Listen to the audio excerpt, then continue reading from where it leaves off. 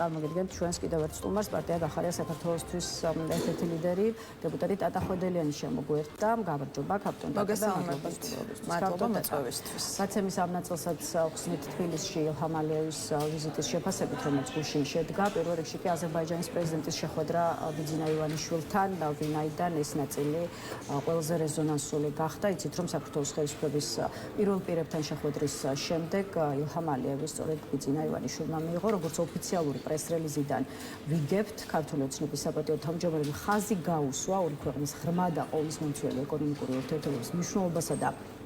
სატრანზიტო დერეფნის მაქსიმალურად ათვისების პოტენციალს, ასევე შეხვედრაზე საუბარი შეეხო ენერგეტიკის სექტორში მჭიდრო პარტნიორობას და სატრანსპორტო ენერგეტიკულ პროექტებს, რასაც საქართველო და აზერბაიჯანი ერთობლივად ახორციელებენ. აღინიშნა ბაქო-თბილისი-ყარსის რკინიგზის მნიშვნელობა, ისე როგორც ბიძინა ივანიშვილმა ხაზი გაუსვა, რომ საქართველო კვლავ არის ღია აზერბაიჯანული ინვესტიციებისთვის. ეს არის შეხვედრის შინაარსობრივი ნაწილის შესახებ ოფიციალური პრეს-რელიზი, რასაც ავრცელებს ქართული ოცნება. რას აჩვენებს ილჰამ ალიევის შეხვედრა ბიძინა ივანიშვილმა და რატომ გადაწონა ივანიშვილთან აუდიენციამ? ალიევის შეხვედრები საქართველოს ხელისუფლების პირველ პირებთან იქნება ეს მიხეილ ყაველაშვილი თუ ირაკლი ყობახიძე. კიდევ ერთხელ მოგესალმებით, მადლობა მოწვევისთვის. აქ კარგად და თვალნათლივ გამოჩნდა, რომ მთავარი შეხვედრა იყო აი ამ ვიზიტის ფარგლებში ის შეხვედრა, რომელიც ოცნების საპატიო თავმჯდომარესთან გაიმართა. ამ შეხვედრაზე ჩვენ ვნახეთ, რომ ივანიშვილმა დააკნინა სახელმწიფო მართვის სისტემა ზოგადად. მან ამ შეხვედრით და იქ განვითარებული მოვლენებით, რაც ჩვენ ვნახეთ უკვე შემდეგ კადრებში, ფაქტიურად ყობახიძის მთავრობის ელეგიტიმაცია მოაწყო და ეს იყო ნათელი მაგალითი იმისა, როგორ არ სემპატიებს კონსტიტუციურ წესრიგს, იმიტომ რომ ხედავთ მაშინ, როდესაც ოცნება სუვერენიტეტის დაცვის ტყუილი მოტივით ახდენს საკანონმდებლოდ იმ ადამიანების კრიმინალებად გამოცხადებას, რომლებიც კრიტიკული აზრით გამოიკვეთებიან და ასევე არ აღიარებენ ყობახიძის მთავრობას და იჭერენ მათ, ხედავთ იმ კადრებს, რაც ჩვენ ვნახეთ ამ ვიზიტის ფარგლებში და ვხედავთ იმას, რომ ივანიშვილი ხან საკუთარი თანაშემწის ფუნქციას აკისრებს ყობახიძეს, ხან არაბული კომპანიის სარეკლამო მენეჯერად აქცევს მას. აი ამ ყველაფერს ვხედავთ და ამ ფონზე ჩემი აზრით ყველაზე მნიშვნელოვანი და სწორი გადაწყვეტილება ყობახიძის მხრიდან, თუ ის ოდნავ მაინც ცემს პატივს თავის დაწერილ კონსტიტუციას, არის რომ მან დატოვოს საკუთარი თანამდებობა, გადადგეს, რა თქმა უნდა, იქიდან გამომდინარე, რომ თუ ის ცემს პატივს თავისივე დაწერილ კონსტიტუციას, ეს ძალიან მნიშვნელოვანი გადაწყვეტილება იქნება, რომელიც შეფასდება მის პოლიტიკურ ბიოგრაფიაში ძალიან დადებითად და ეს იქნება ერთადერთი დადებითი ნაბიჯი მის მხრიდან. მას შემდეგ, რაც ქართულმა ოცნებამ კორუფციის წინააღმდეგ ბრძოლა გამოაცხადა, პირიქით ირაკლი ყობახიძის მთავრობის და პერსონალურად ირაკლი ყობახიძის შესახებ გვესმის განცხადებები, რომ ყობახიძეს განუსაზღვრელად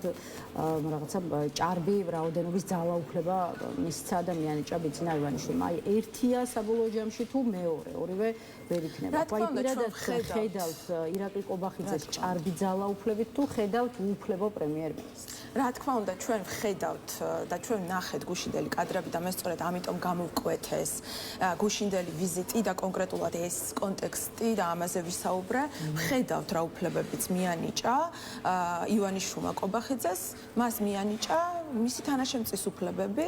შესაბამისად, ის რაც ხორციელდება ჩვენს ქვეყანაში, ეს არ არის კორუფციასთან ბრძოლა, ეს არის კლანური გადანაწილება, კლანური ბრძოლები, იმიტომ რომ იმას, რაცაც ჩვენ ვუყურებთ ამ ბოლო თვეების განმავლობაში, არაფერი საერთო არ აქვს კორუფციასთან ბრძოლასთან. მაშინ, როდესაც ღარიბაშვილი ლილუაშვილის კლანის ჩანაცვლება ხდება ყობახიძე კალაძის კლანით და ყველა ეტაპზე ვხედავთ აი მიმდინარე მოვლენებს, რომელიც ადასტურებს ამ ყველაფერს. გუშინდელ ვიზიტს დაუბრუნდები ასევე და ვიტყვი ძალიან მნიშვნელოვან გარემოებას. გუშინ მედიისთვის ეს შეხვედრა იყო დახურული და ზოგადად მედიის ასეთი თავისუფალ რეჟიმში კითხვებთან დაკავშირებით ეს შეხვედრები იყო დახურული, იმიტომ რომ ოცნებამ ძალიან კარგად იცოდა, რომ კითხვა დაისმეოდა დავით გარეჯთან დაკავშირებით და ძალიან ეშინოდა ამ შეკითხვის, იმიტომ რომ იცოდა ალიევი რასაც უპასუხებდა. აქედან გამომდინარე ეს პასუხი ჩვენი ქვეყნის მოსახლეობას არ მოეწონებოდა ელოდებოდა და აქედან გამომდინარე მედიისთვისაც დახურული იყო. ნუ დავით გარეჯი ოფიციალური პრეს-რელიზებიდანაც ჩანს, რომ არ იყო გუშინდელ შეხვედრებზე განსახილველი თემა და ამაზე ოპოზიციური სპექტრი უფრო აკეთებს აქცენტს, ვიდრე ამ ეტაპზე თვითონ ქართული ოცნება. კანტონ ტატა, რაც შეეხება სხვა აქტუალურ საკითხებს, ახლა ილჰამ ალიევის თბილისში ჩამოსვლამდე ერთი დღით ადრე საქართველოსთან აზერბაიჯანის ჟურნალისტის ავგან სადიგოვის გაძევების გადაწყვეტილება იქნა მიღებული და ერთი კითხვა ამაზეც დავსვათ ის 5 აპრილს სოციალურ ქსელში პოლიციელის შეურაცხყოფის ფაქტზე დააკავეს, როგორც ამბობენ, მალევე გამთენიისას 3 თუ 4 საათზე გაიმართა სასამართლო პროცესი, მოსამართლის გადაწყვეტილებით შეეფარდა 2000 ლარიანი ჯარიმა, ისე როგორც საქართველოსთან გაძევება და ჩვენს ქვეყანაში შემოსვლის აკრძალვა 3 წლის ვადით. ახლა უამრავი კითხვა ახლავს სადიგოვის საქმეზე მიღებულ გადაწყვეტილებას, თუმცა თქვენ გითხარით, თქვენ რა კითხვები გაქვთ? რა თქმა უნდა, პირველ რიგში შინაგან საქმეთა სამინისტროს განმარტებით, სხვა შორის და ესეც მინდა უთხრა მაყურებლებს, სასამართლომ გადაწყვეტილების მიღებისას მხედველობაში მიიღო ის გარემოება, რომ ავგან სადიგოვის 62-ჯერ იქნა გამოვლენილი სხვადასხვა ტიპის ადმინისტრაციული სამართალდარღვევის ფაქტზე, მათ შორის შეკრება მანიფესტაციის წესების დარღვევაზე, რისთვისაც მას 2-ჯერ უკვე მოხდილი აქვს ადმინისტრაციული პატიმრობაო, ამბობს შინაგან საქმეთა სამინისტრო. რამდენად ასე ვთქვათ, წონიანია გელა გელაძის უწყების, ისე როგორც სასამართლოს არგუმენტაცია და რამდენად არის ეს ის გარემოება, რომელიც მიღებულ გადაწყვეტილებას რეალურ სამართლებრივ საფუძველს უყურებს. რა თქმა უნდა, ჩვენ რა წონიანობაზე უნდა ვისაუბროთ შინაგან საქმეთა სამინისტროს ამჟამინდელი ქმედებებიდან გამომდინარე, მაშინ, როდესაც ვხედავთ არა უცხოელების, არამედ ქართველების მიმართ რადონის რეპრესიებს და რადონის შერჩევით პოლიტიკას ახორციელებს ეს უწყება და ზოგადად ოცნება, მაშინ, როდესაც ტროტუარზე დგომისთვის ადამიანებს ციხეში უშვებენ და სისხლის სამართლებრივ დევნას იწყებენ ამ ადამიანების წინააღმდეგ, რა გასაკვირია, რომ უცხოელების მიმართ ესეთი ქმედებები განხორციელდეს, მაგრამ აქ, რა თქმა უნდა, მთავარი და პრეცედენტული არის ის ღამის სასამართლო პროცესი, რომელიც ამ საქმესთან დაკავშირებით გაიმართა და მე მინდა გავიხსენო ნაციონალური მოძრაობის რეჟიმის დროინდელი სწორედ აი ასეთი მეთოდებით ადამიანებთან ბრძოლა, მაშინ, როდესაც დიახ სასამართლო პროცესები მიმდინარეობდა ღამე, ნაჩქარევად იმისთვის, რომ განეხორციელებინათ დამატებითი რეპრესიები და შეეზღუდათ ადამიანებისთვის თავისუფლება და აი ამაშიც უკვე მსგავსება გარდაუვალია ოცნებასა და ნაციონალურ მოძრაობას და იმ რეჟიმს შორის, იმიტომ რომ ჩვენ ვნახეთ ღამე გახსნილი სასამართლოს დარბაზი, რომელშიც განხორციელდა აი ესეთი პოლიტიკური მოტივით არსებული მართლმსაჯულება და შემდეგ სასწრაფოდ გაამგზავრეს ეს ადამიანი აზერბაიჯანში. რა თქმა უნდა, ძალიან ბევრი შეკითხვა არის, თუმცა მაშინ, როდესაც ადამიანებს იჭერენ ტროტუარზე დგომისთვის, ნუ გასაკვირია ამ ქვეყანაში არაფერი არ არის, იმდენად ქაოსში და განუკითხაობის გარემოში გვიწევს ჩვენ ცხოვრება, როდესაც საკანონმდებლო დონეზეც კრიმინალად აცხადებენ იმ ადამიანებს, რომლებიც განსხვავებულ კრიტიკულ აზრს გამოხატავენ ოცნების მიმართ და თუნდაც არ აღიარებენ კვაბახიძის მთავრობას. ეთილი ქავტოტატა აი დრო რომ სწორად გავანაწილოთ თქვენ პარლამენტის წევრი ხალთ, ამიტომ ახლა მოდით რამდენიმე წუთი ქართული ოცნების კანონშემოქმედებას დაუთმოთ, მით უფრო რომ პარლამენტში რამდენიმე ახალი საკანონმდებლო ინიციატივა შემოვიდა, რომელიც ყურადღებას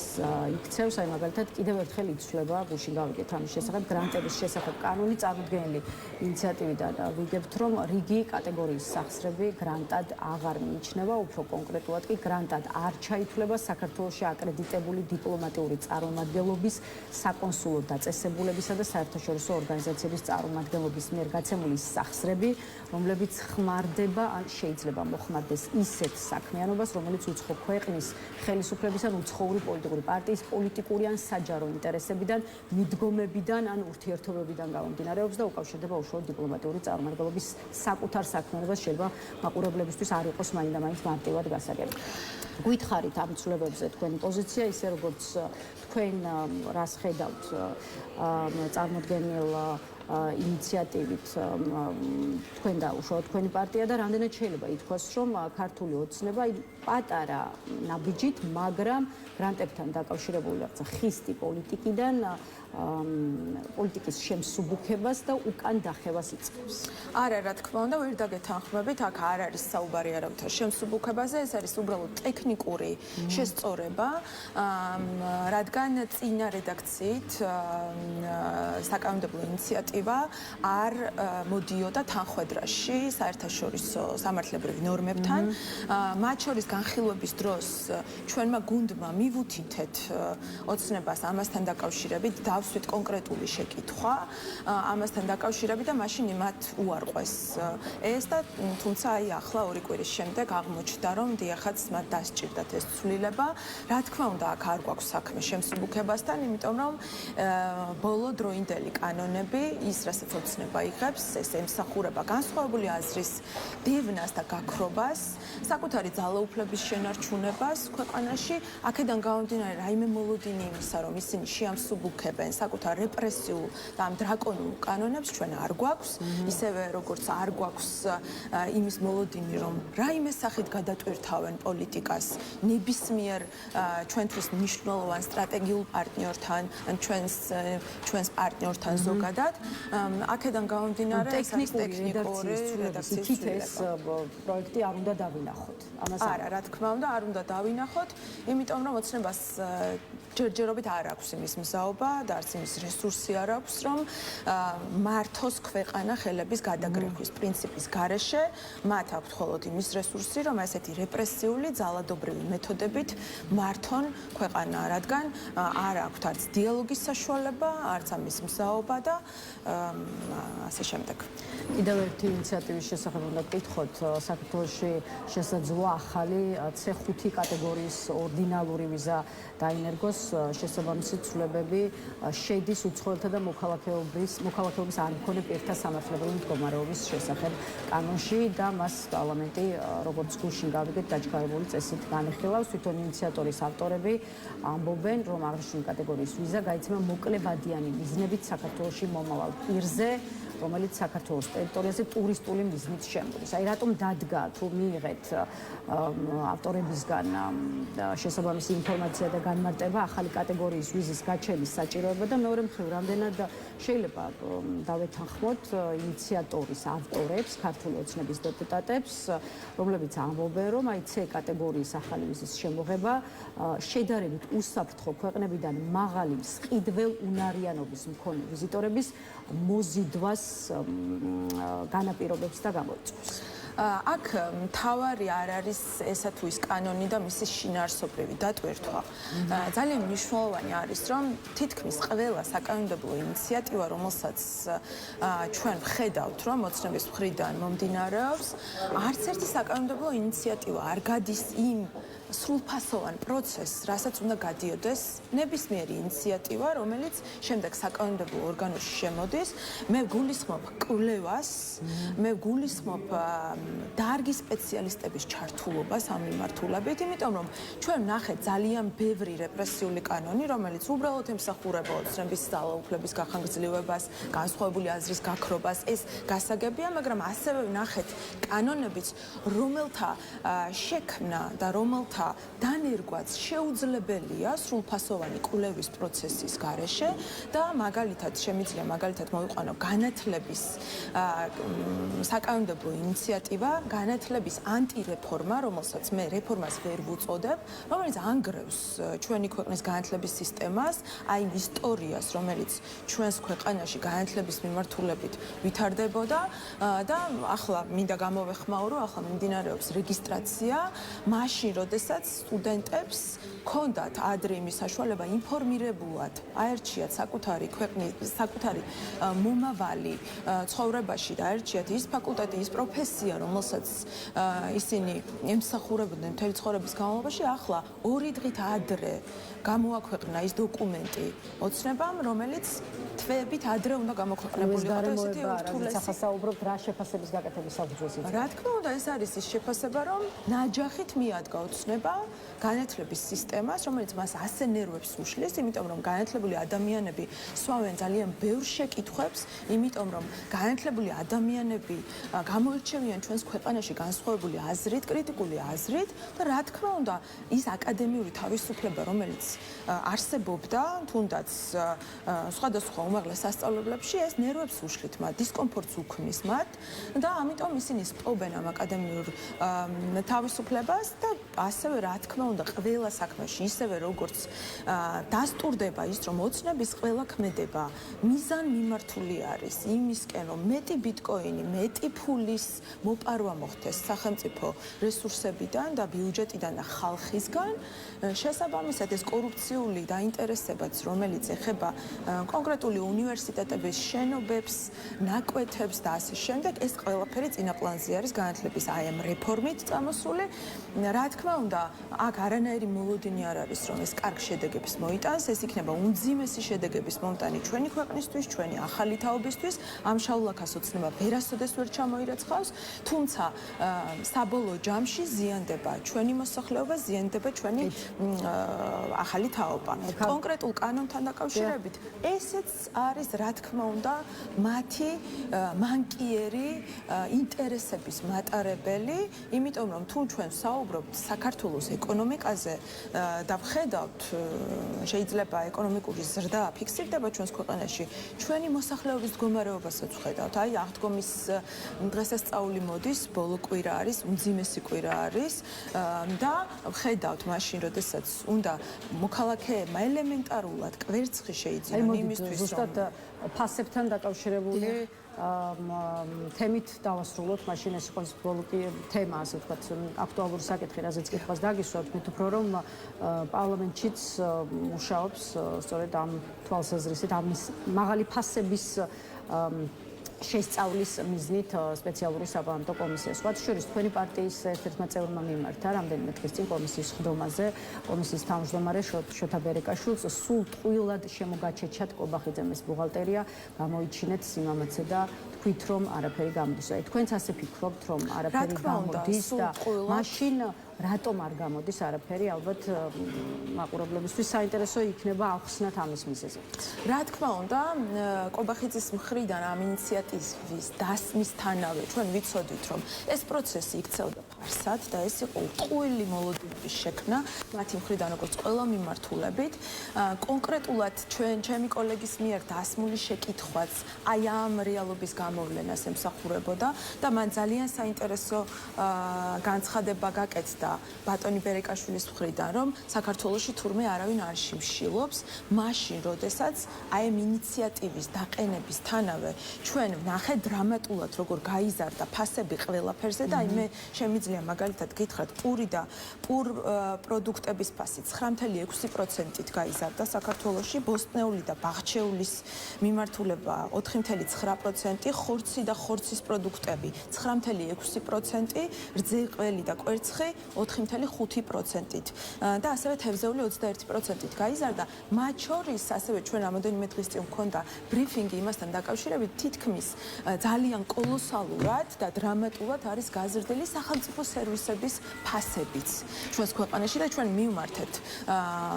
კობახიძეს, რომ 30%-ით მოხდეს ამ ფასების შემცირება. მაშინ, როდესაც ოცნება უარს ამბობს მინიმალური ხელფასის მცნების შემოტანას საქართველოში და ჩვენი ქვეყანა ცხოვრობს 1999 წლის რეალობით, როდესაც მინიმალური ხელფასი 20 ლარი იყო, მაშინ, როდესაც ჩვენ ასევე დავაინიცირეთ კომისია, რომელიც იმუშავებს მინიმალური ხელფასის საკითხის გამოკვლევაზე, ოცნების წევრები გვეუბნებიან, რომ თქვენო სრულფასოვნად არ შეისწავლეთ ეს საკითხი და დემაგოგობთო მინიმალურ ხელფასთან დაკავშირებით და ამიტომ ვამბობთო უარსო, ჩვენ თავაზობთ მათ კომისიის შექმნას, რომელიც სრულფასოვნად თვეების განმავლობაში განიხილავს და შეისწავლის, როგორ მოხდება მინიმალური ხელფასის ფორმირება ჩვენს ქვეყანაში, რამდენი უნდა იყოს ეს მინიმალური ხელფასი და რა უნდა გავაკეთოთ იმისთვის, რომ მსყიდველ უნარიანობა გავზარდოთ ქვეყანაში, იმიტომ რომ მთავარი მიზანი, რომელიც აქვს ოცნებას დღეს, ეს არის საკუთარ საკუთარი ძალაუფლების შენარჩუნება, კორუფცია და აი ეს დაინტერესება და ამას ყველაფერს აი ესე დამცველ შრედ აფარებს, ასე ვთქვათ, მის ინიციატივებს, რომ ვითომ ზრუნავს ჩვენი ქვეყნის მოსახლეობაზე, მაშინ, როდესაც უბრალოდ კორუფციით, ბიტკოინებით და დამატებით სარგებლის მოპოვებით მართავს ქვეყანას.